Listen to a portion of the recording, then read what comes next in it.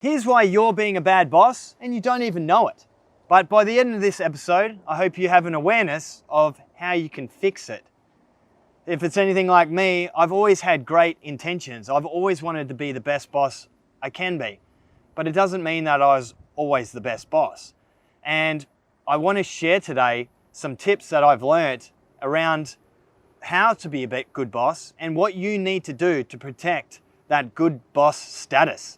So let's start off with capacity. We all know that when you're busy and stressed because you're a business owner and you're wearing every hat of the business, you're not really communicating well. We're not communicating with our partners, we're not communicating with our team. And if it's anything like me, just shut off, trying to focus to get the fix to the problem we've got. And those are mostly the times where the team picks up on that energy and they're like, what have I done wrong? And it's never about the team, actually. It's about my own personal capacity and the way I'm feeling inside myself.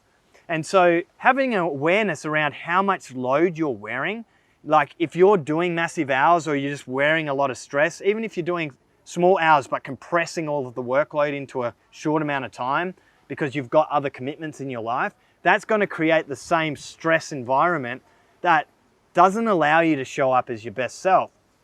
Now, the next thing is making sure you put yourself first so that you can have the awareness around your capacity.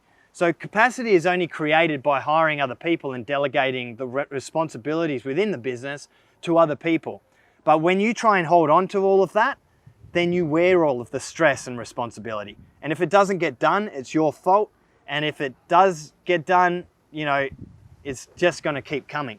So it's really important that you have that awareness. So a really important thing I learned to do was journal and create the awareness and make sure that I understood where I was at. Am I showing up as my best self? Or do I need to make sure I care for myself through the 5 personal performance disciplines that we teach in the academy, which is sleep, exercise, nutrition, mindset, and relationships. When you put those things first, you're going to show up as your best self and allow you to be an empathetic boss and actually listen to your team. Understand where they're at and create solutions for the business. But when you don't listen because you're stressed and you just want to get the work done, that comes across as closed door mentality and it doesn't create a great environment for your team. Another thing is making sure you've got a great awareness around your team's capacity. So you might have managed your own capacity now and you've been able to delegate to a few people in your team.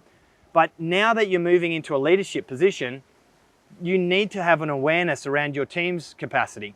So always being able to have a system in place that ensures that you check in with them and that you understand if they need to hire people within their team, or you need to maybe potentially automate some processes, or just lower the expectation and help the person relieve some pressure. When we can do that, that allows that person to have capacity again and perform at their best. But if we all know, if we can't achieve that capacity, and it might be a short term, but there's acute capacity problems and there's chronic capacity problems. Acute is short term, chronic is long term. So there's always going to be acute capacity problems, and it's about understanding when to hire or just to work through or support through a short term acute capacity issue. And the final thing I want to say around this, in terms of you having more awareness around being a good boss and empowering your team, which is actually going to free you up as a boss as well, is not going and fixing it when they make mistakes yourself. Or say if they give you a call and they want an answer to a question, you just giving them the answer like a hero. Or, hey, I can't get this job done. All right, wait, I'll jump in the car and fix it for you. Bust out to the job. Look at this, look how good I am. Smash it out in front of them, because that's sending a subliminal message that I'm not good enough and I'm always going to call the boss to come and fix it when I can't do it. So that doesn't empower the team member to step up and smash out the work themselves. And the way that we do that is allowing them to make mistakes, allowing them the space and the support to be able to make those mistakes and grow within your company. And a lot of the time, people don't have the structure in place, like position descriptions, training programs, and other things that we teach a lot in the academy to upskill and empower your staff so that you as a boss don't need to do that anymore. So if you really want a step-by-step guide of how to be the best boss you possibly can, head over to the Tradie Success Academy website, fill out the form, and we hope to help you level up your good boss game. See you guys soon.